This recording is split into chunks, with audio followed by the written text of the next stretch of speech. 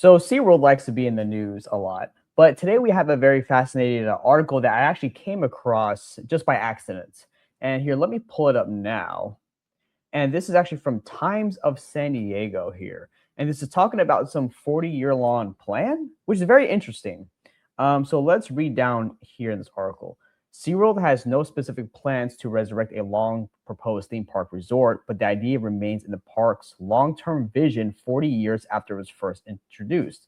On Thursday, July 9th, San Diego's Planning Commission will decide whether to support SeaWorld's long term development roadmap, keeping the park's long standing dream of a resort on Mission Bay alive for now. Now that's interesting because I don't remember if I ever read about this before or even seen it. Maybe I have, I don't. Let me know if you guys have. But this is actually very fascinating because we know that Disneyland Resort has a 30-year plan for expansion. So if SeaWorld got something like this, that would be very interesting. It goes on to here say, while no specific hotel construction project will be discussed during the Planning Commission meeting, commissioners will consider a plan that preserves a 4-decade-old resort hotel concept that was proposed in 1985 and abandoned 33 years later in 2018. Wow, I did not know that. Of course, I was not born in 1985.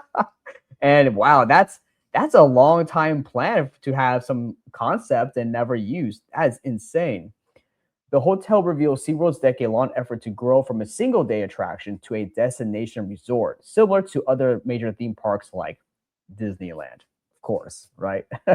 um, Planning commissioners will consider recommendations on SeaWorld's 2020 master plan and propose changes to the city's general plan, Mission Bay Park master plan, and the local coastal program land use plan. That was a mouthful right there, and not in that way. So it looks like here is a figure right here, which is actually very interesting. So you got a hotel, right? And looks like the road right here where you eventually drive into going to SeaWorld. I think this looks familiar right here, but I can't really zoom in on it, so it's kind of hard to tell. The Planning Commission will not approve the construction of any individual project. Instead, commissioners will make a recommendation to the city council on whether to approve updates to guide future development at the park. Quote, we are currently updating the existing master plan as part of our regular planning process. At this time, there are no specific details to share, end quote.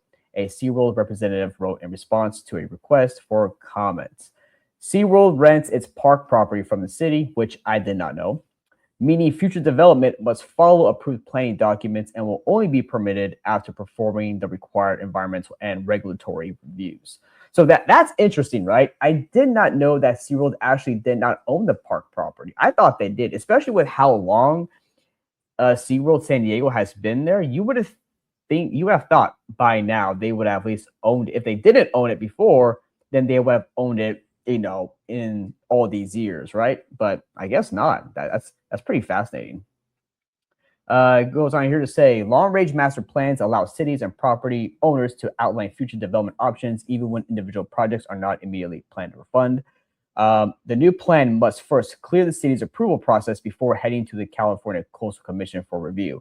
Now, of course, everybody at home, a lot of times with SeaWorld San Diego, which has been a hard issue with the park compared to, like, let's say Orlando. Orlando SeaWorld, they have a lot of high coasters and stuff like that. SeaWorld San Diego is just starting getting these really more high seeking thrill rides and taller coasters.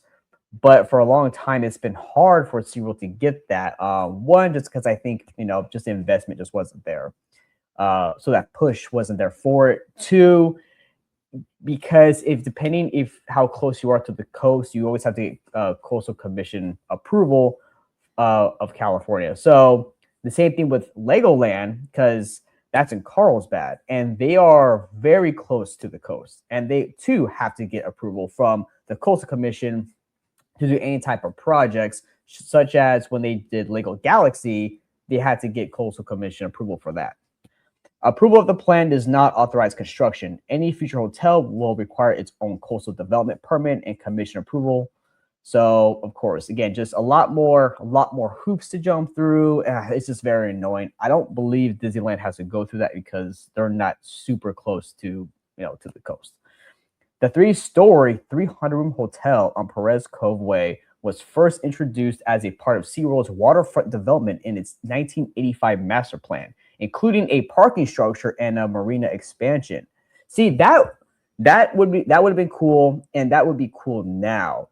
Here's the thing though, is for SeaWorld San Diego or just SeaWorld in general to have any type of expansions, they need more interest in the brand and the theme parks.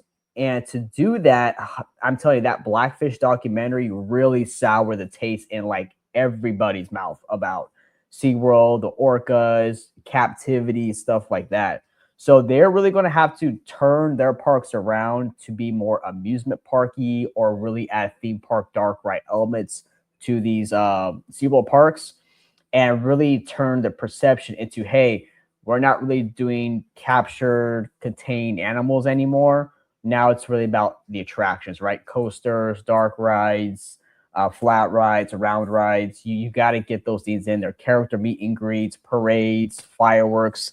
You got to have all those stuff for what makes a theme park in today's age a theme park. And that way also, as well, you're also now competing with the likes of Disney and Universal. So maybe you won't get to that level, but at least you'll be in that competitive market where you will draw crowds, draw the capacity to your park, right? And right now, having an extended parking structure and stuff like that, in a hotel, I don't think you're going to have the interest in that. And right now, SeaWorld, man, the cost for what it is, yeah, I guess in some sense it's worth it because it's not as expensive as Disneyland. Well, actually, no, I take that back. It depends. Like a regular ticket, if you don't buy on sale, is still expensive. It's weird. They do a lot of sales, kind of like Six Flags. It's a lot of sales stuff. Buy when it's on sale. But there's a lot of additive charges in the park. So, you know, do what you will with that. Environmental reviews revealed that the development would impact nearby seagrass and seabird nesting areas, contradicting mission-based goals of protecting sensitive environmental resources. Yeah, so that environmental thing right there with the seabird nesting areas and the seagrass, that's going to be another issue and concern as well that they're going to have to figure out and get over that hurdle. Yeah, this was a pretty long article here. The park's updated 2002 plan carried the hotel idea forward, making changes to meet public access requirements and ensure compatibility with mission-based plan. In 2015, SeaWorld announced partnership with, is it Evans Hotel or Evans Hotel? Sorry, I don't know this hotel. For a branded resort hotel looking to transform the park into a multi-day destination, the proposed partnership would have been built right next to the park, including a ballroom and amenities to encourage visitors to stay overnight. Again, if you're going to have that many guests, if you want that many guests to come to your park, you're really going to have to put a lot of investment, not just the expansion stuff, but in the park itself.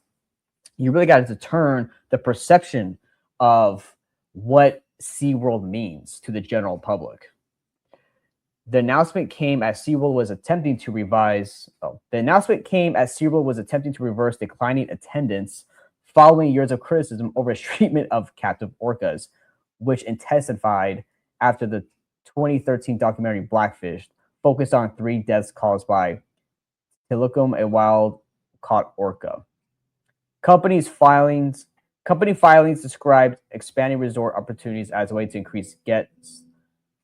I can't talk right now.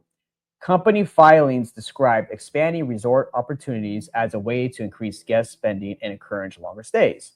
Well, yeah, of course, you invest more into your park, bring some really cool stuff, and the guests will come. However, the thing is that with the theme park community, the theme park nerds, whatever like big changes or even like small changes that are going to happen, that perception is from the theme park community, they're going to know first before the general public does. Because the general public, the normies, they're not going to really look into this stuff unless, like, KUSI News or like Fox News or, CNN bring it up to the forefront of their attention. Hey, SeaWorld is doing this. They're not really going to look in and dig into this as we are.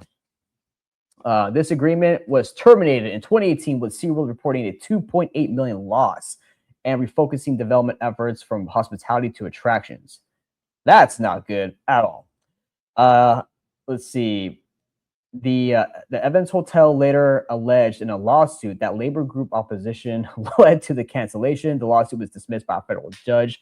Now, as you all know, I have done a couple of videos of about SeaWorld already. A lot of them with our good friend Orange Crow 55 about SeaWorld, and just a lot of lawsuits that they've had left and right. It's just, you can't really have the means to be spending money on stuff when you're just getting sued out the butt in left, right, up, and down, fighting all these legal battles. You just can't, After several delays over the last 6 years, the Planning Commission will now be considered SeaWorld's 2020 plan. Since it has not been approved yet, SeaWorld has continued to rely on the 2002 plan, according to Development Services Representative Richard Berg. The California Coastal Commission said it is not aware of a proposed hotel development at SeaWorld, emphasizing that Thursday's Planning Commission meeting will focus on long-term planning, not a specific construction project. It's interesting. It remains unclear whether SeaWorld intends to pursue the Perez Cove Hotel. The company has not announced a timeline, submitted a development application, or confirmed whether the hotel is an active priority. And this article is by Thomas Murphy of Times San Diego. So, yeah, I mean, look, this is all very, very interesting stuff. I mean, look, I would love to see as much of the criticisms and the kind of bad, public press perception that SeaWorld has gotten. As a theme park fan, I would actually love to see SeaWorld turn around, get some awesome attractions, more coasters, more family-friendly rides as well, and just have parades, have character meet and greets, really turn around SeaWorld from being this, hey, we're this, captivity, of orcas and fish tanks where they kill our trainers and don't have a good life in here, to, hey, we're a theme park that's about, themed to the ocean, the sea, and water life. That would be cool. And I really think, that's going to take time to do for sure. But the unfortunate thing is that this brand, SeaWorld, they are under the U.S. Parks and Resorts Company, which also owns, Discovery Cove, Busch Gardens, the Sesame Place parks. That company, that parent company does not manage their parks at all. I'm sorry, they don't. And until they get better at managing their parks, they're not going to be in any competitive edge with Universal or Disney. They're just not going to. And that's unfortunate, because I think that, of course, Universal coming up with the competition against Disney, that's great for us theme park fans. That gets the parks to do better, give us bigger, better, more bold and ambitious themes. But these other parks, these kind of regional-y, localized parks, they're just going to be kind of sitting on the wayside. And I'm actually still surprised that SeaWorld has lasted really this long, to be honest, without shutting down. But yeah, I mean, this park does have potential. The SeaWorld brand does have potential.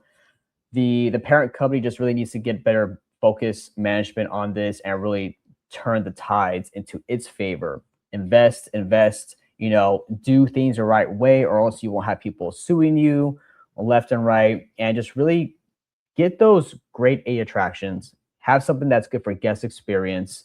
It turn around to be where you're not having the general public, not even the theme park fans, the general public, have it to where they're not looking at you like you're the scum of the earth, right? And that you're just a horrible place to be. You have no idea how many times I hear people say, I will never go to SeaWorld. I will not support them. They hurt animals.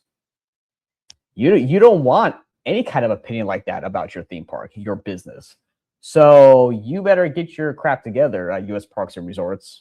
So anyways, that's all I have to say. I hope you enjoyed this webcast, citizen. Thank you so much for checking this out. I'll be linking this article in the description below. And I will see you all guys next time. Have a good one.